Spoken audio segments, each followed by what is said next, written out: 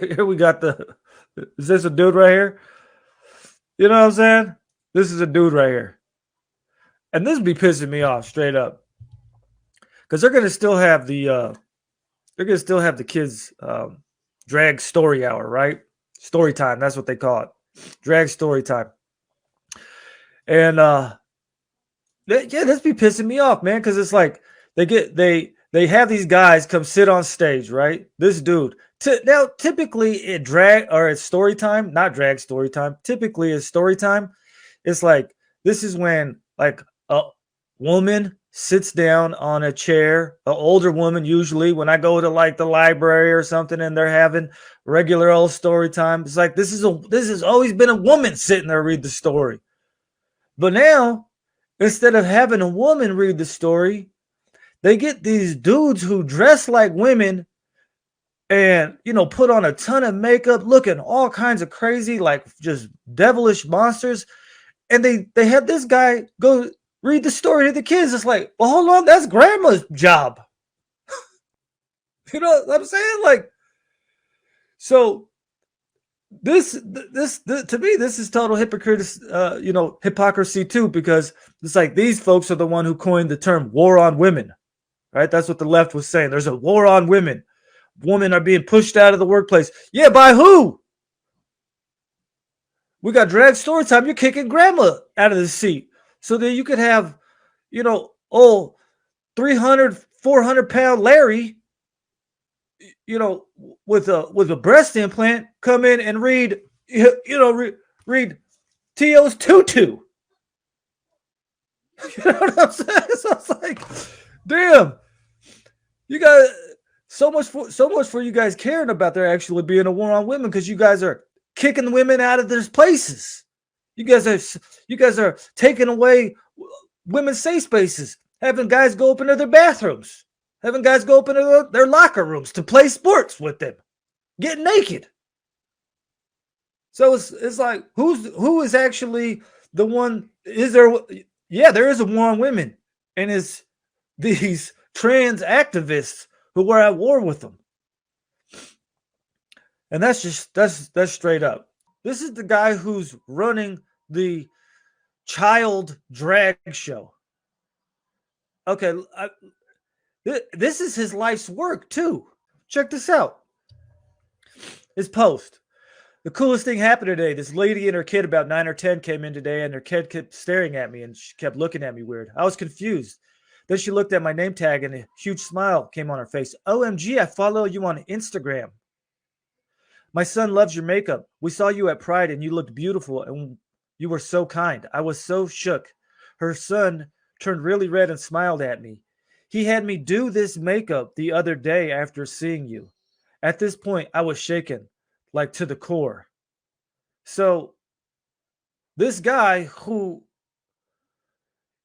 prances around on stage collecting money, half naked, dressed up like a woman, is happy to know that there's moms who are putting makeup on their children to mimic him. What? Damn, man. Are you tripping? What is it? He goes on to say right here. It is so cool to see how much my art inspires people. It is especially cool that I'm making an impact on the younger generation. This is why I do drag, ladies and gentlemen. The moment made all the doubts about my drag go away. So apparently, this Riley B, the whole reason why he dresses up like a woman and does this outlandish makeup and just acts totally just disgusting is in hopes that kids will follow in his footsteps. Now, you know what I'm saying? Riley's 22 years old, apparently. So, this guy is like, he's young. And, but look at this. He's 22. Okay. This post was from 2019, August 14th. So, he was like 18, 19. It says, hey guys, I'm currently in the process of trying to put together an all ages drag show. So in 2019, that was 3 years ago, he was already trying to put together an all ages drag show. Like, what? What is up? What?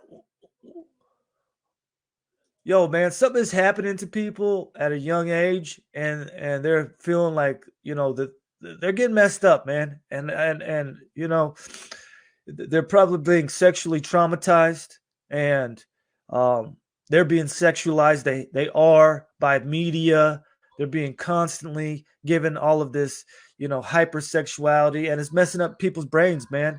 And so they're thinking they're 19 years old, 18 years old, thinking that it's their life mission to start giving a venue for 11 and 10-year-olds to start twerking on stage. Like, dude, what? That's crazy, man. But and it's not just Riley though. Look, it's systemic. I was going through these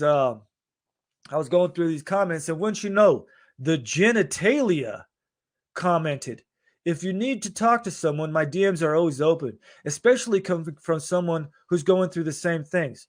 So the genitalia, genitalia, this guy was, he took part in this drag show that happened like a week ago in Utah. That was advertised as a back to school drag show, all ages welcome. And I'm saying, like, when do you use credibility? Do you lose credibility to perform at an all ages show when your stage name is genitalia? You don't lose credibility then? How about when you're what is that? Your location is slut. Does that do you lose credibility at that point? This person's 18 years old. At least that's what they say. But imagine that. You're 18 years old. And you've decided that this is who you're going to be. This is the genitalia performer at an all ages drag show in Utah last week. Look at, there's kids in the background. Man. And so look at these kids in the front row right here. These are kids. They look like 5 years old. Okay? And what is the genitalia? What is genitalia doing?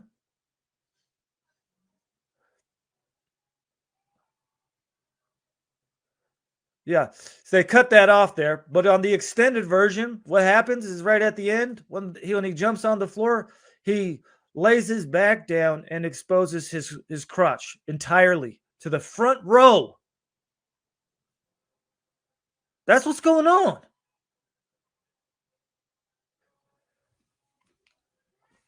Man. So it's the sheriff ain't going to do nothing. The police ain't going to do nothing, even though there's these people who are committing these lewd acts in front of children. So it's like the community has to step up and say something. Community has to step up and say no. And that doesn't matter if say, oh, so we're extremists. You know what I'm saying? You can call me whatever you want. But it's like, I have the faculties and am able to see right from wrong. And it ain't right to be putting people like this in front of your 5-year-old and saying, here's how you should, here's a proper way to grow up. Here, let's get this roadmap for you. Because you know what? This person is probably on some sort of puberty blockers, right? And then they go on the puberty blockers, and then they go on the estrogen hormones, and that's for life.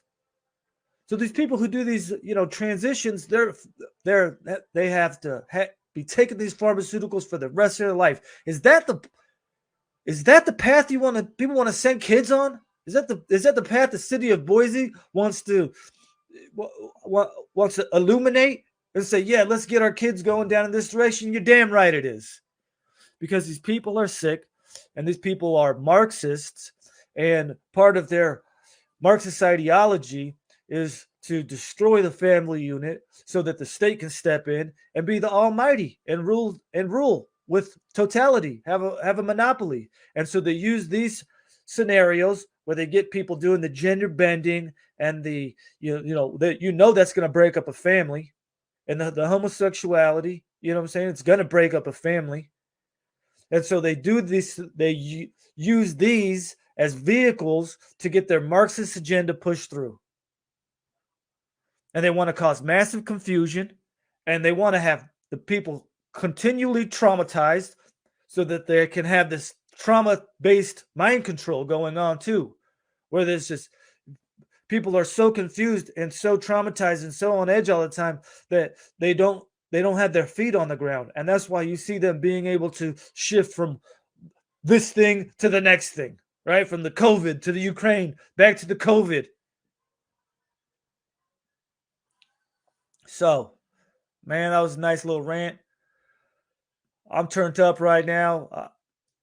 If you're in the Boise area, definitely consider on Sunday going and check and protesting. Drag story time. And you know what? Protesting for all the grandmas who getting kicked out, for all the grandmas who losing a job right now because they can't be the ones doing the story time. Story time is for the women, the legit people born a woman, and the moms and the grandmas. That's who's supposed to be sitting in that chair. Not 450-pound greasy ass Larry, who has a sick fetish. So show up to Boise Pride and show up there with love, and show up there ready to let people know that as a citizen, you ain't just gonna sit around and watch this type of insanity fester. Boom, right here, 11:30, Cecil D. Andrus Park. That's what's up, Sin. We're tapping in. That's what it is. All right. Hope 1984 show. I'm out. Peace.